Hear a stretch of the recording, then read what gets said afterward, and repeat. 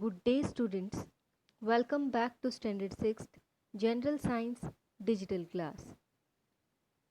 In the previous video, we have learned muscular force, mechanical force and gravitational force. Can you tell me what is gravitational force? Yes, the force applied by the earth to pull objects towards itself is called gravitational force. As you know, whenever we throw a ball upwards, it comes towards the earth because earth applies a pulling force that is called gravitational force to all the objects. Now, in this video we are going to learn about the rest of the types of force. I hope you all have your textbooks with you. Come to page number 72. See the box, do you know? To weigh an object, it is hung from the hook of a spring balance. The suspended object is pulled downwards by the force of gravity. At the same time, the force of the tension in the spring constantly pulls the object upwards. The object comes to rest when the tension in the spring and the gravitational force on the object become equal. What is tension? Tension is a type of force. It is a pulling force. You will learn about it in detail in your higher classes. In this position, the scale on the spring balance shows the gravitational force acting on the object, which is the weight of the object. So what is the weight of the object? Yes, the gravitational force acting on an object is called the weight of that object.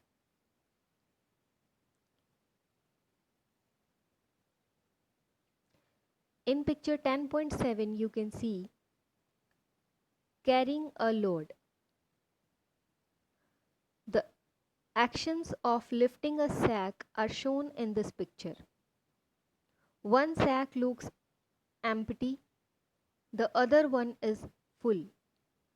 What difference do you notice in the way the two sacks are lifted? The gravitational force on the empty sack is less. That is to say, its weight is less because the gravitational force acting on an object is called the weight of that object. So, the empty sack weighs less because the gravitational force on empty sack is less. The gravitational force on the bigger sack is greater, so it weighs more. So, greater force must be applied to lift a greater weight, as you can see in this picture. Now, magnetic force. The force exerted by a magnet is called magnetic force. Have you ever observed a magnet attracting nails? As you can see in this picture. See, the magnet is attracting the iron nails.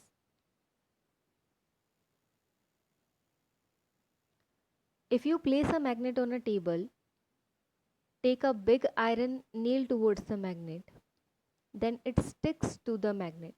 What? The nail sticks to the magnet because the magnet attracts the iron nail. So the force exerted by the magnet on the nail is called magnetic force. Now in this picture you can see a magnet. You can see N and S are written on this magnet. These depicts the poles of a magnet, north pole and south pole. N depicts north pole and S depicts south pole. Now, frictional force. Frictional force is created by friction when two surfaces rub against each other. The force of friction comes into play. Have you ever observed a ball rolling over a flat ground stops at a certain distance? Why does this happen? Yes, because of frictional force. When the ball is rolling over a ground, then the force of friction comes into play between the ball and the ground. The ball is rubbing against the ground. That's why, due to force of friction, it stops at a certain distance. Why is powder sprinkled on the carom board while playing carom? Do you do so? Yes, because when a carom piece is flicked lightly, it slides over the carom board but stops at a certain distance because of the force of friction between the carom piece and the carom board. So, to reduce the friction between the carom piece and the carom board, powder is sprinkled on the carom board. It is difficult for us to walk on an oily or wet floor because there is less friction. We can walk on the ground because of friction. If there is less friction, we may slip and fall. We can write with a pen or pencil on a paper because of friction. Force of friction can either be decreased or increased as desired. For example, while sprinkling the powder on the carom board, we are reducing the friction or decreasing the friction. Now, electrostatic force. Static electricity is produced on materials like rubber, plastic, and ebonite due to friction. The force exerted by such electrically charged materials is called electrostatic force. Come to page number 73 of your textbook. See electrostatic force. Spread small pieces of paper on a table, rub a piece of thermocol or an inflated balloon against silk cloth and bring it near these pieces. What will happen? Yes, the balloon or the piece of the thermocol will attract the pieces of paper. This is because of electrostatic force. Also, a plastic comb, if rubbed against dry hair, it becomes charged and it attracts the pieces of paper, as you can see here in this picture.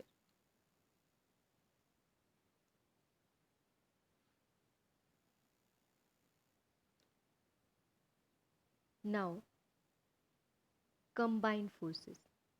While an action is taking place, various types of reaction forces act on that object. Such forces are known as combined forces. For example, we have read on page number 72 the box "Do you know?"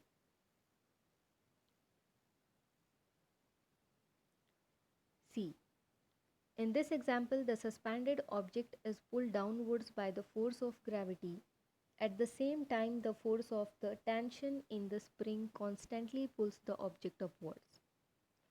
So, the two forces, that is the force of tension that is pulling the object upwards, and the force of gravity that is pulling the object downwards.